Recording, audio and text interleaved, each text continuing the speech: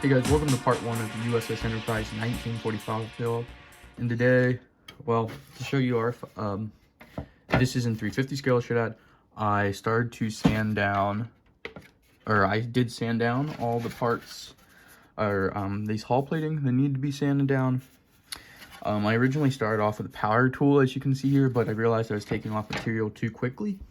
So I went to hand sanding, and it's really not that, like, the way they have this make you sound, like in the reviews, is that it's like crazy. It's like 15 feet scale, or scale feet, 15 scale feet in terms of hull plating. And it's really not that bad, honestly. I mean, it's a little exaggerated, yes, but it's not bad at all, really. It took me 15 minutes work of sanding, basically, to get it down to where I like it. I think this one's the best, honestly. But yeah, and then you're wondering why I didn't go over here with it. This is where I'm going to be adding the torpedo blister. I have some milliput right here. I have about 8 ounces of milliput right here. So we're going to be making the fuel, or not the fuel tank, well, I guess they're actually called saddle fuel tanks, but the torpedo blisters that were on it. So I've been doing a lot of reading actually on the ship itself. And sorry, let me get this more in frame. I've been doing a lot of reading on the ship, and basically from what I can tell is both sides do have it. Ships, like, the only, like, obviously it seems like 100%, of course both sides would have it, but then you have the Saratoga that didn't have it on both sides, or the torpedo blister on both sides. So doing a little bit of reading, it definitely looks that way. So I'm going to do it. And you can definitely see it. It's a very subtle curve, though, however. So I'm just going to mark it off with some Sharpie, I think. And the other thing I'm going to do is I'm going to take my Dremel and I'm going to start tin canning. I dropped it, so tin canning around here. It's very visible in a few photos, the tin canning.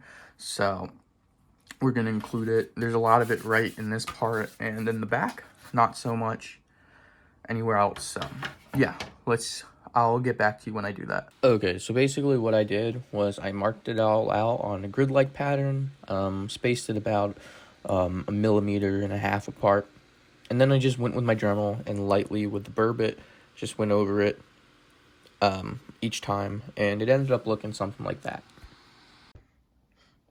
Okay guys, so we got the tin canning done on both sides, and from what I can tell from my reference material, it basically kind of just stops right here.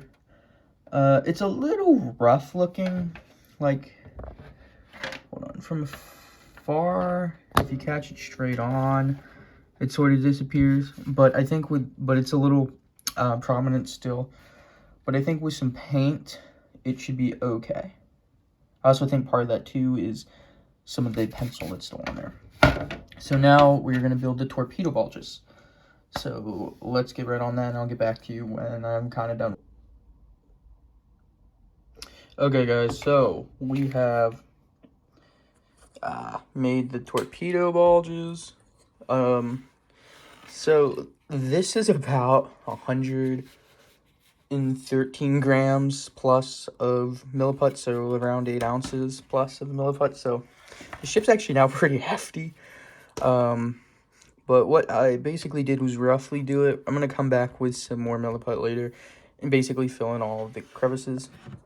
But if you look down the center line of the ship, or through the bow, that's basically what I was looking for. This side I think actually turned out a little bit better looking, honestly. But I think they're pretty negligible in terms of a difference. They just need to be filled out. Or filled in, sorry. And so next, I just painted the hangar deck, chrome, or steel, sorry. And so basically there's been a lot of confusion on that. From what I saw, from what I read from the Navy's website, their historic website, where they post all their stuff, it was basically, they were ordered to remove all of the flammable paint from the hangar deck before Santa Cruz, it would seem. Somewhere in 42, I could be wrong on the Santa Cruz part.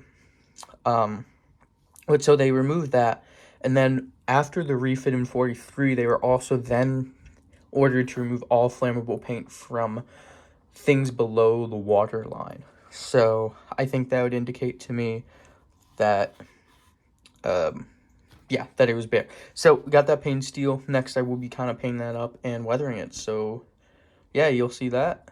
And that should be it for the first part, honestly. So pardon the shakiness here, but this is the deck all done. I'm freehanding it. And I quite like it.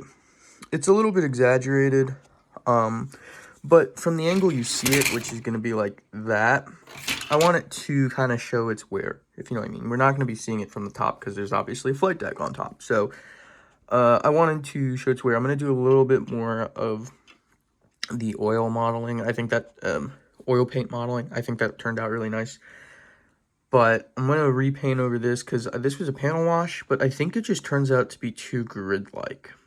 And I think the paint underneath that and then some of the highlights on some of the panel showing through looks good. You can also see some of the steel that's still coming through that's not as worn as the rest of it. So that's nice. Really liked how this turned out for the most part. Don't like this, however. This is, I have to custom make basically a deck blue 20B color, so I'm not liking how that came out. But next is to strip all this of the raised bits and the fantail. But yeah, guys, we are pushing through. This is a perfect time for me to sign off. I will see you guys in part 2, so take care. Peace.